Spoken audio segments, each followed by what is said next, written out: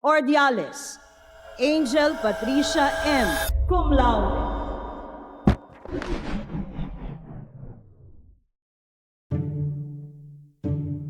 Sa lahat ng pagtatapos, merong pagsisimula. Saan nga ba nagsimula ang kwento mo? Angel. Ang pangalan na ito ay galing sa Greek word angelos, which means messenger. Sa totoo lang, nung dumating ka sa buhay namin, ikaw ang bumalanse sa apat na lalaki. Imagine, apat kaming kuya mo at lahat kami sobrang magugulo. Pero dahil sa'yo, natutunan namin mas maging mapagpasensya. Bata ka pa lang, masayahin ka na.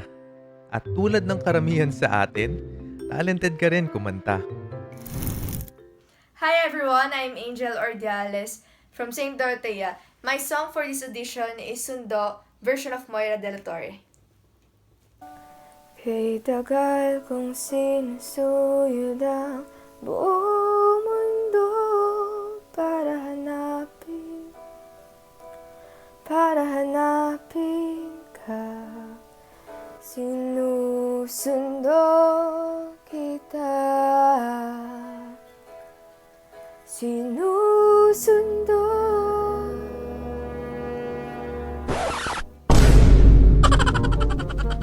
Wait lang. Ito ka na. Hi, I'm Angel Patricia M. Ordiales. Dali. And this is my video. Sabi section. Hi, I'm Brian Philip M. Ordiales. And this is my mom. Pagod na siya.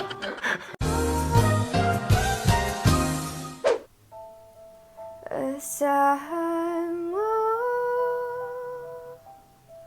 mula ngayon, pag-ibig ko'y sa'yo.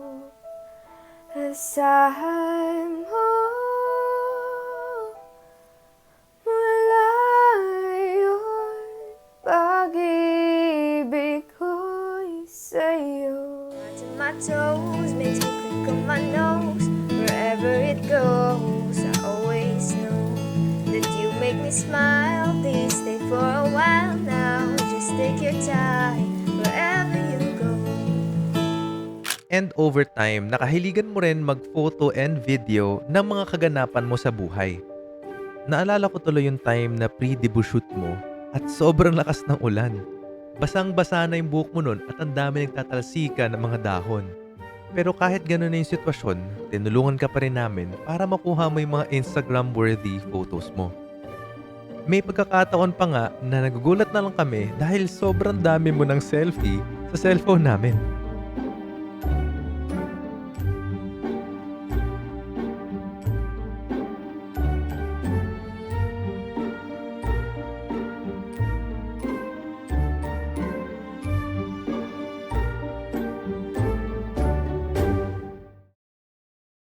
Hanggang sa nadala mo na nga yung habit na pag-document sa high school and college life mo. She goes her own way, like I don't give a damn girl. And my God, she owns it. So many heartbreaks, goes back to 2014. And I think that she knows it. And if you've seen her, I know that you would believe it. Cause I know that you'd want her to. Yeah, I do. Everyone's taking their shot, but missing out on the cut. I think she knows that. She drives them crazy when she's looking like that. The way she's moving makes them want it so bad. Gets the attention that we wish that we had. Yeah, it's almost cruel, cause I want her to. Oh yeah, I'm running in circles just to make her react. My heart is racing, yeah, I want her so bad. I wanna kiss her, but I know for a fact that she's way too cool. But I want her to.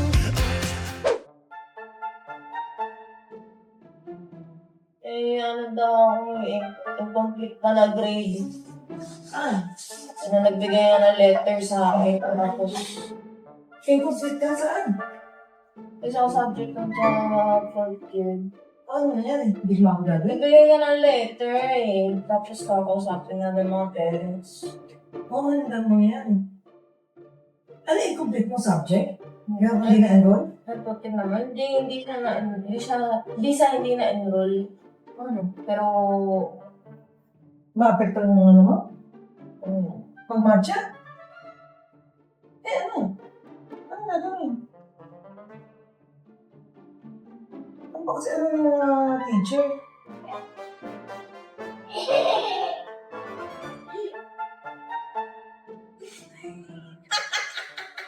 it's a prank!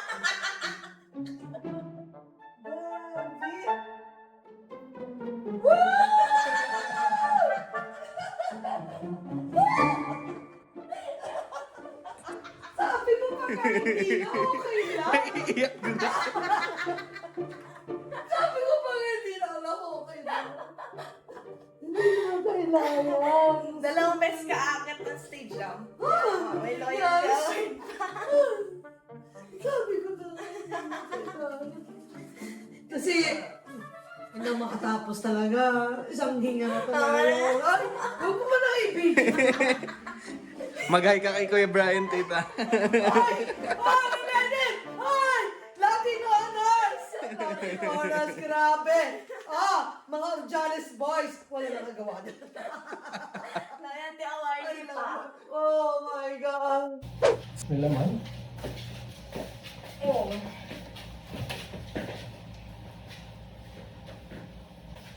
Hindi.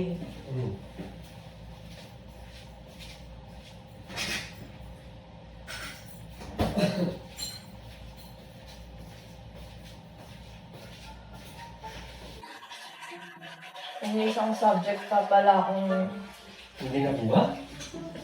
incomplete daw. Ano yun? Bakit yun lang nasabi? Bakit? Pang fourth year na subject. Pang?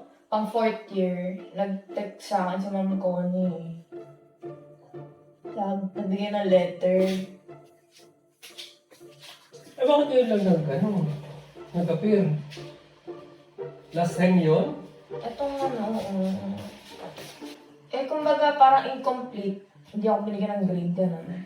Hindi, huwag sabihin na... Wala ka bang grade nung last time? Hindi nga ako binigyan ng grade, gano'n yung lumabas. Hindi ko naman chinek ang portal. Tapos ano daw, nagbigay ng letter para sa parents. Hindi mo tinignan ang portal, eh, alam mo... Tapos sa confused ka pa.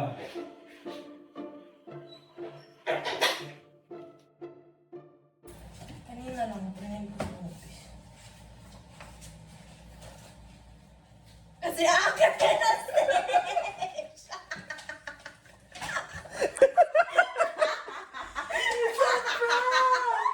It's a prank!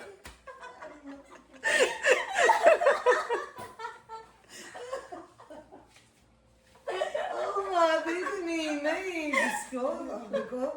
Talaga. First time yung anak kong cum laude.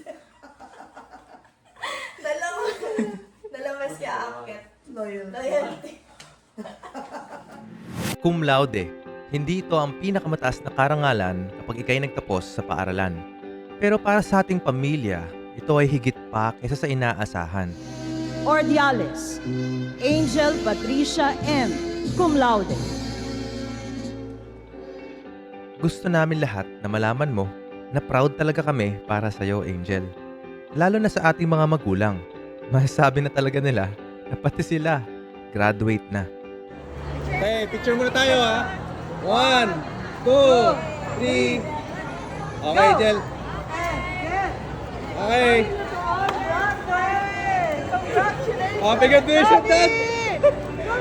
Graduate ka na rin! Okay, 1. Ayusin mo. Ikaw mo Ayan talaga, na, Angel. ikaw One. mag-ano, Angel. 1, 2, 3, Go, go, go! Thank you, Daddy. Thank you. Graduate ka na rin! Oh, graduate na rin siya. Naiyak si Angel. Iiyak na yan. At lagi mo lang tandaan na love ka ng mga kuya mo. Meron man kaming kanya-kanyang buhay at pamilya na lagi lang kaming aalalay kung kinakailangan. Hi Jen! Congratulations! Finally, graduate ka na.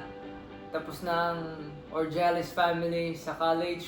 Wala nang nag-aaral. Congrats mommy and daddy. Thank you for giving us the best life that you could ever give. And congrats Angel. Alam ko hindi naging madali para sa'yo, but still you were able to accomplish the impossible for you. And I'm excited for you. What's gonna happen? What are the next step? Lalo na in real life, which is magtatrabaho ka. So good luck. Take one step at a time. Wag masyado magmadali, kagaya ni Kuya. Hindi naman ako nagmadali, pero just take it one step at a time. Take it slow. Enjoy the process. Enjoy mo lang lahat. And I miss you, Jel.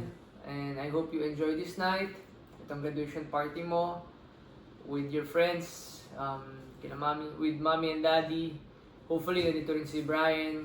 And siyempre kasama sila kay Patrick and sila Ate Paula. And I know mag-enjoy ka. Hope sana makarating ka din dito, makapag-bakasyon ka, makapag-bisita ka sa akin dito. And hopefully makauwi din kami sa Philippines. I love you, Jel. I miss you. Congrats and happy graduation. Hi Angel! First of all, congratulations at finally, ayan, tapos na ang iyong paghihirap sa eskwelahan at mga peta-peta mo na yan. Peta nga na.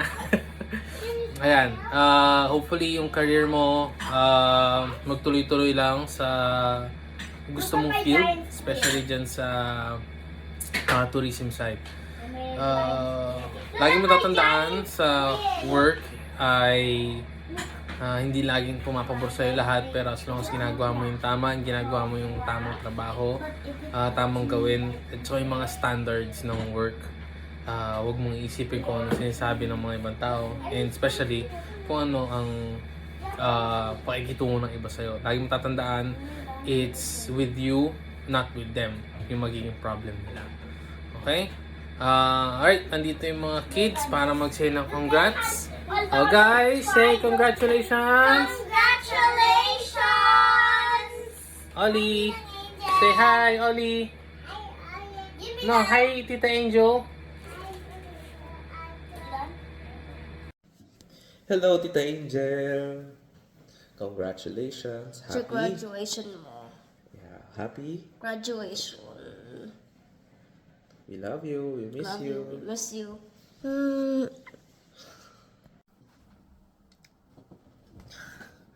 Hi, Angel. This is future me after yung video namin ni Steven.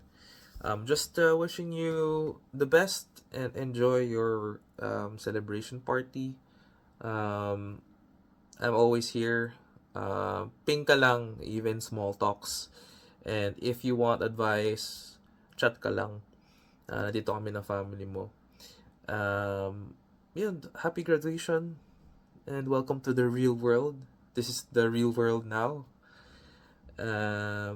So, after mong graduate, pag-work ka na, my advice is for you to set clear goals, short-term and long-term goals, so that it will help you not only in your career but your sense of fulfillment in life. I think ako, yun yung medyo hindi ko nagawa nung nag-graduate ako. I only had a goal of applying sa SGV. Parang sumama lang ako sa flow ng usual career route ng mga tao, SGV, and then apply outside. And I didn't even plan to be here in Ireland, so but everything eventually turned out well for me. But yun, mas mainam na you set short-term and long-term goals. So, yun, may sense of fulfillment ka rin, career-wise, and may direction ka. And I wish you the best. Enjoy it while it lasts, and then we'll onboard you to the real world. Love you, kapatid. Stay safe. Love you. Bye-bye. Hi Angel, alam kong kasama mo naman ako nung graduation rites mo noong nakaraang araw. Pero syempre hindi yung papoli yung Kuya Brian mo.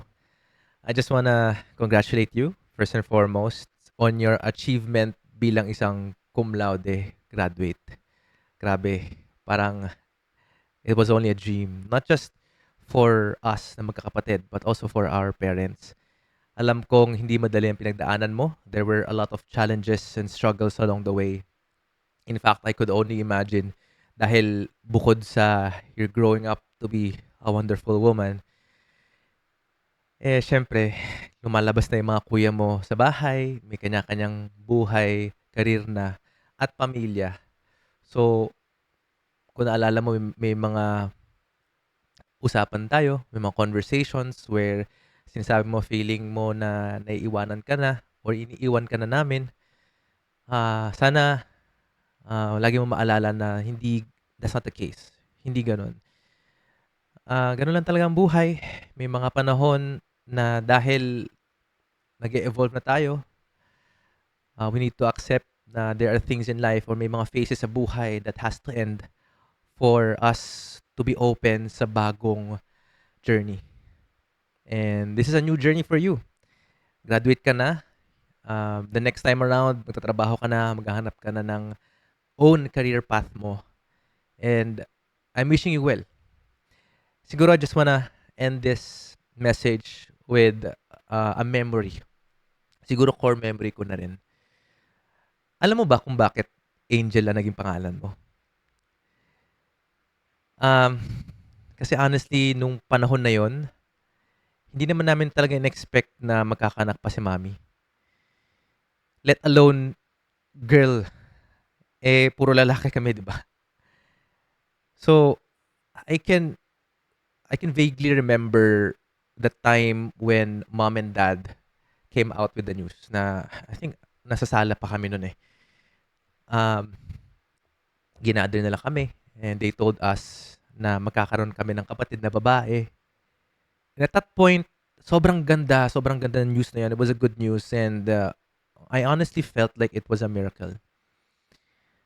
Kasi nga ba naman, who'd have thought na after a long while, may sumunod na ulit. Kasi diba sunod-sunod tayo. Sunod-sunod kami lalaki. And then, after around 8 years, right? Pinanganak ka. To us, it was a blessing. Maybe a blessing in disguise. Because we didn't expect it to happen. Siguro when we expected it the least. Dahil we were so used, kami magkakapatid na lalaki, brusko. Dati ng mga bata kami, nagda-WWE, di ba? Parang wrestling. Very rough. And we didn't really expect to have a young sister. Maybe I want to end this by always reminding you na just like back then, and that to us, you were a blessing.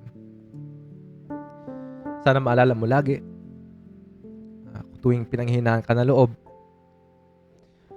or tuwing akala mo di mo kaya, or if you are deserving of something, always remind yourself that you are a blessing, not just to us, but to the people around you. Sana mahanap mo yung gusto mo talagang gawin sa buhay.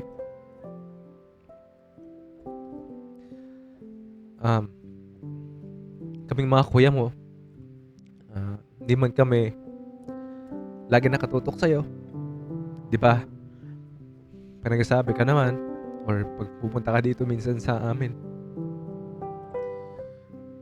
at mag-open up ka ng mga challenges sa problema mo, nakikinig naman si Kuya Brian mo, di ba? So, may mga bagay na kaya mong ma-resolve by yourself. Testament to your strength, your tenacity, your grit. Pero huwag mo kalimutan na pag kailangan mo mag-ask ng help, ng support, that we will always be here for you. Yun lang. Again, happy graduation, baby. Little sis. Mahal na mahal ka namin.